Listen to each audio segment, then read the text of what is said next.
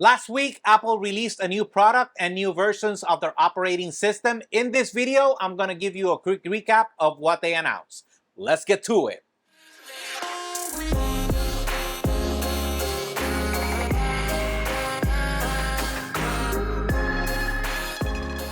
Apple decided to start releasing products instead of having one heavy event.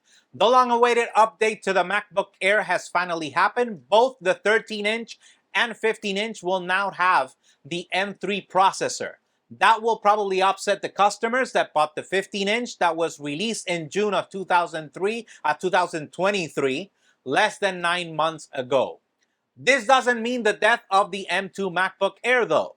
In its base configuration, the 13-inch will remain in the lineup to replace the aging M1, finally putting an end to the iconic design. The M2 MacBook Air will start at $999 and the M3 will start at $1,099. Reviews are already coming in, and the M3, even when it suffers from the throttling that affected the M2, still outperforms it, probably due to the 3nm chip being able to perform better with less power, resulting in less heat. The very next day, they updated the operating systems. I will only be talking about iOS 17.4, probably one of the most expected updates recently. Starting with the changes that only apply to the EU, that cover alternate app stores, alternate payment options, third-party web browsing, NFC access, web apps. Again, these only apply to the European Union in order to comply with the laws that the European Union passed. A lot of these are very controversial. They did it because the EU asked them to, including, they did them all because they asked them to, but specifically the App Store, the alternate app stores and the NFC access. That is something that was very big for Apple to keep control. Maybe just to keep control, but they claim that it's for security reasons. We'll just have to see if those phones over in the EU will suffer now a little bit more safety problems or safety issues due to them giving them that liberty. Worldwide, we now have gaming access, gaming app access, like Xbox Cloud Gaming and NVIDIA GeForce Now. In the case of the Assistant, I'm not going to say her name, but in the case of Apple Assistants, now reads messages in the language they come. So if you receive a message in a different language that the one you have, the Assistant set to, it will read it. Keep in mind that when I tried it in my car, the voice change and volume can be disorienting.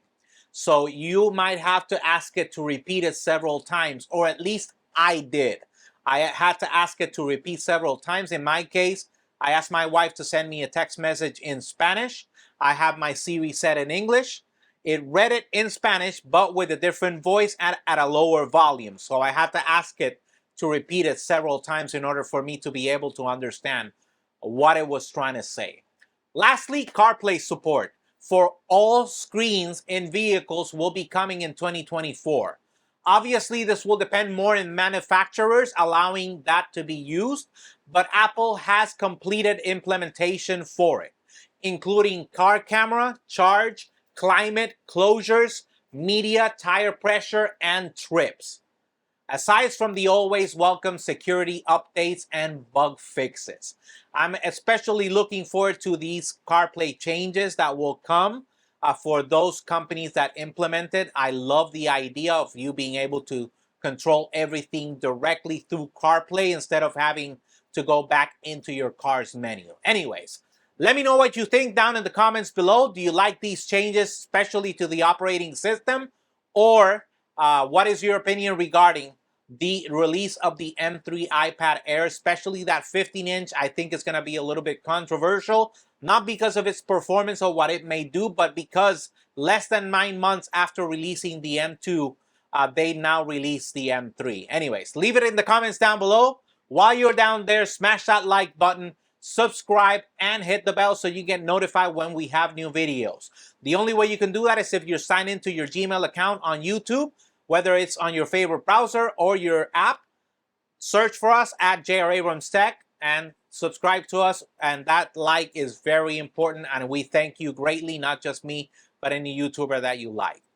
As always, we're available on Facebook, Instagram, Twitter, and X, and obviously YouTube at JR Abrams Tech, so you can stay up to date with the latest news and rumors about tech. Until next time.